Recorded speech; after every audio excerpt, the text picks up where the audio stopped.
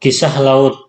Laut Turki adalah laut yang dikenal dengan Laut Khazar Caspiane, laut yang besar.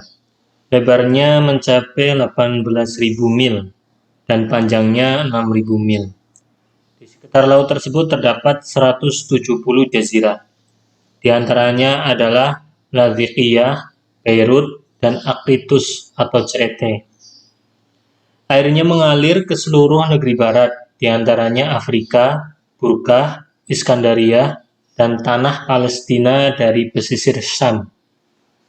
Dari sana berkelok ke Antakya atau Antioche, kemudian mengalir ke berbagai negeri, di antaranya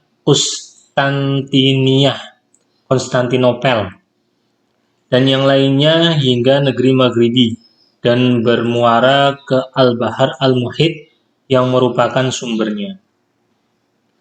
Ibnu Abdul Hakim dalam Tarikh Mesir atau Sejarah Mesir mengatakan bahwa orang yang membuat celah tersebut dan mengalirkan airnya adalah Iskandar Zulkarnain.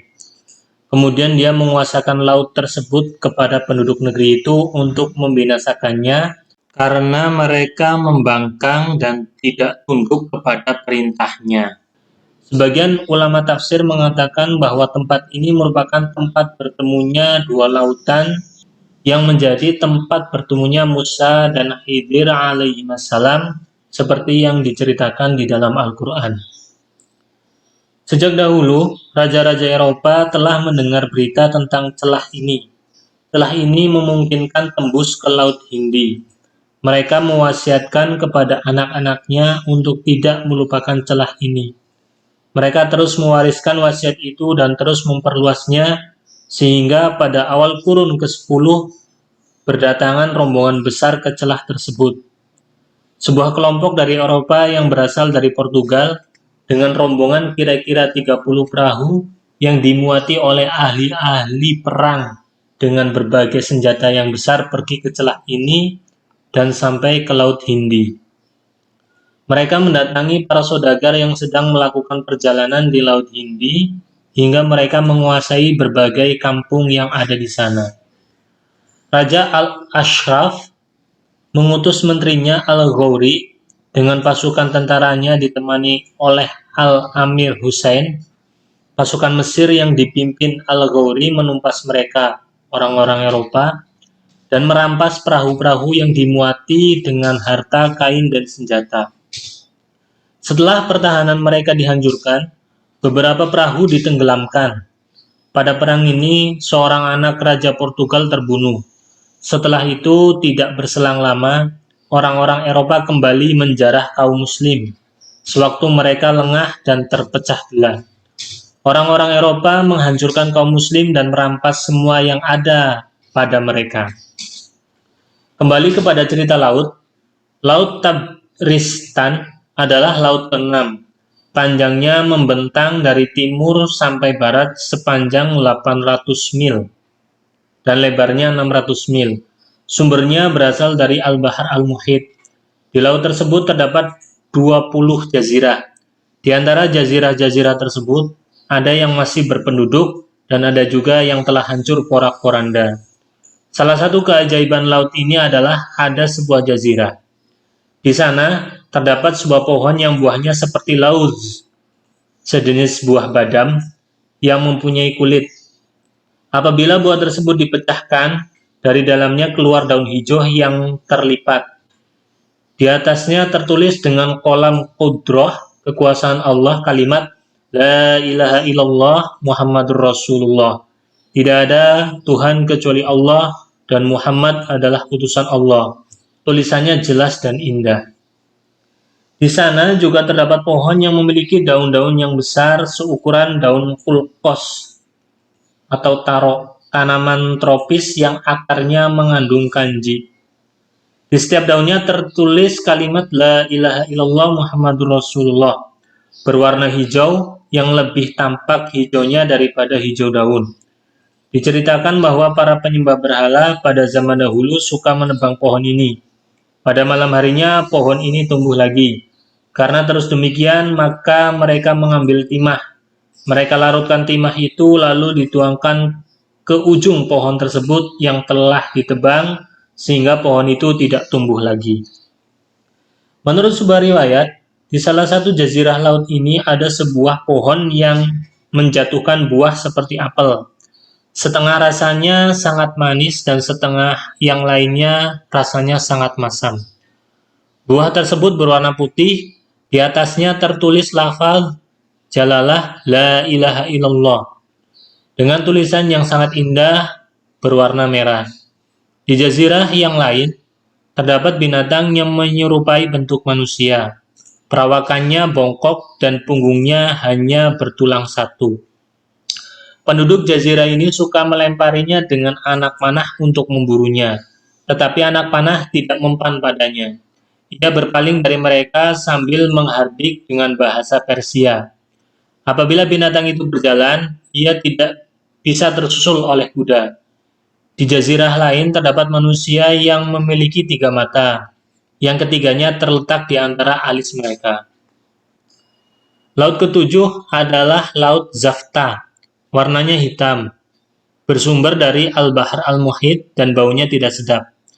Dikatakan bahwa sungai Nil airnya mengalir dari puncak gunung Al-Qomar dan mengalir di laut ini sehingga dari atas kelihatan seperti benang putih dalam pakaian hitam. Maha suci Allah, pencipta yang paling baik. Maha suci zat yang menciptakan segala sesuatu yang sempurna. Laut ini jarang diseberangi karena sulit. Di sana selamanya tidak terlihat matahari dan bulan. Apabila matahari terbit di dunia, yang tampak di sini hanyalah lembayung merah dari sinar matahari. Di sini terdapat beberapa jazirah. Di salah satu jazirahnya terdapat bambu Persia yang di dalamnya bisa memuat seekor unta. Di laut ini terdapat ikan-ikan besar yang mampu menelan bahtera karena tubuhnya yang besar. Dalam salah satu hadis yang diriwayatkan dari Ibnu Abbas radhiyallahu an, diceritakan bahwa dia mengatakan, sesungguhnya di bawah arsy terdapat laut. Di laut itu ada ikan-ikan bersayap yang dipakainya untuk terbang ke bumi. Matahari membakar sayapnya sehingga ia jatuh ke awan. Kemudian awan melemparkannya ke laut tersebut. Di sanalah ia tumbuh dan membesar. Salah seorang ulama mengatakan, tatkala Allah mengetahui bahwa kemudaratan dari hewan liar pemangsa lebih banyak daripada kemanfaatannya, dia mengurangi keturunannya, sehingga betina hanya mengandung sekali dalam setiap 7 tahun. Apabila hamil, lama kandungannya hingga melahirkan mencapai 10 tahun. Salah seorang ahli hikmah menukilkan bahwa gajah ketika ingin kawin, tidak naik ke atas gajah betina, melainkan menggosokkan sisi badannya ke sisi badan si betina hingga mendapatkan kenikmatan. Ia biarkan alat vitalnya hingga maninya keluar jatuh ke belalainya. Kemudian diletakkan mani tersebut ke alat vital sang betina. Terkadang si betinanya hamil, kadang-kadang tidak. Oleh karena itu, keturunan gajah itu sedikit. Hanya Allah sajalah yang mengetahui keadaan sebenarnya. Di jazirah ini juga ditemukan pohon abnus atau pohon eboni, dan terdapat bebatuan yang bila ditetesi minyak zaitun akan bersinar seperti pelita dan tidak akan padam. Laut keempat adalah Laut Ghorbi atau Barat. Sumbernya berasal dari Al-Bahr Al-Muhit. Laut ini tidak banyak diketahui kecuali apa yang tampak dari arah barat. Bermuaranya ke negeri Habasyah atau Ethiopia dan sebagian negeri Romawi. Laut ini sulit untuk diarungi dan tidak diketahui ujungnya. Di salah satu jazirahnya terdapat makhluk buas yang disebut Ghillan. Bentuknya hampir sama dengan manusia, tidak akan muncul kecuali di malam hari dan suka mencelakai orang yang dilihatnya. Apabila salah satu di antara mereka berjalan, ia tidak akan tersusul oleh kuda yang lari kencang. Di siang hari ia bersembunyi di gua-gua yang ada di sana hingga malam tiba. Di bagian jazirah lain terdapat yaketin, nama tanaman sejenis labu yang sangat besar. Di jazirah ini juga terdapat ular besar yang ekornya berbulu. Ia bertasbih di dalam laut. Besar tubuhnya bisa menutupi apa-apa yang ada di antara dua daratan. Di laut ini ada aneka ragam umat yang bentuknya seperti manusia, laki-laki dan perempuan. Di antara mereka ada yang berkepala botak dan berdagu putih. Mereka menyebutnya Syekh Al-Bahar, empunya laut. Ada juga makhluk yang seperti anjing, babi, kucing, kuda, keledai, sapi, kambing, dan lain sebagainya, seperti binatang-binatang darat. Bahkan jenisnya melebihi yang ada di darat. Salah seorang ahli hikmah mengatakan bahwa apabila hewan-hewan laut tinggal di darat, mereka akan binasa. Begitu juga sebaliknya. Penyebabnya adalah karena hewan-hewan laut diciptakan oleh Allah tanpa memiliki paru-paru. Dengan paru-paru itulah bernafas. Oleh karena itu, hewan itu tidak bisa tinggal di darat. Ka'ab al-Ahbar mengatakan, Allah menciptakan 80.000 umat. Setengahnya disimpan di laut dan setengahnya lagi disimpan di darat. Bentuk mereka bermacam-macam. Di laut keempat ini terdapat jazirah-jazirah yang di sana tumbuh pepohonan yang berwarna seperti keemasan. Apabila tersinari oleh matahari, pepohonan itu memantulkan cahaya yang tidak ada seorang pun mampu melihatnya. Laut kelima adalah Laut Rumi, sumbernya dari Al-Bahar Al-Muhit.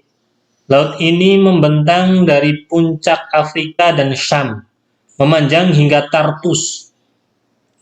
Jaraknya kira-kira 5.000 mil dan lebarnya kira-kira 760 mil.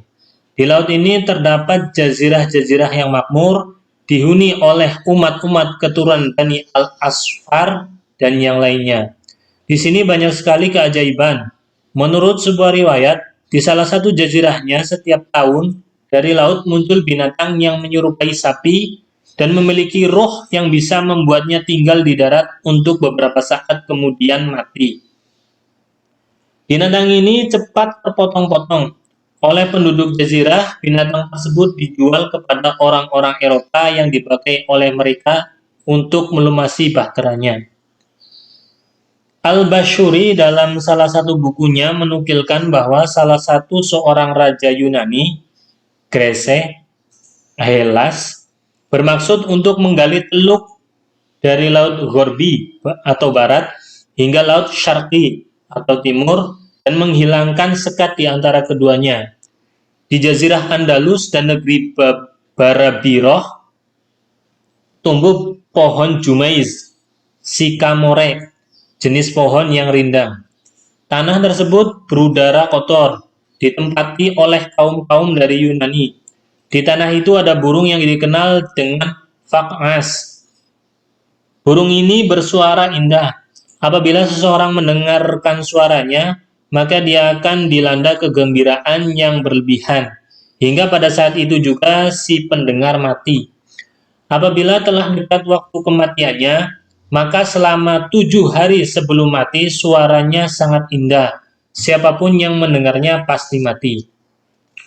Dituturkan bahwa Amil al-Musiqo, salah seorang filosof, ingin mendengar suara burung fak'as ketika burung itu berkicau dengan keras.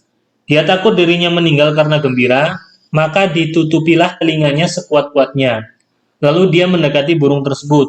Kemudian dia buka telinganya sedikit demi sedikit hingga terbukalah telinganya secara penuh dalam 3 hari hingga suara burung itu sampai ke pendengarannya setahap demi setahap.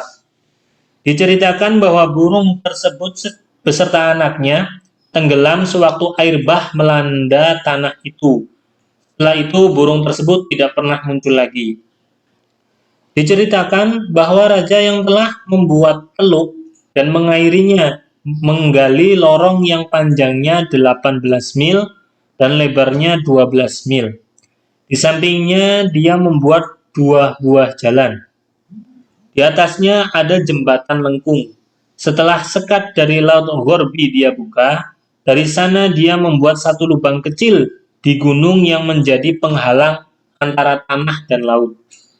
Ketika air masuk ke lubang itu, air laut lebih tinggi daripada tanah tersebut.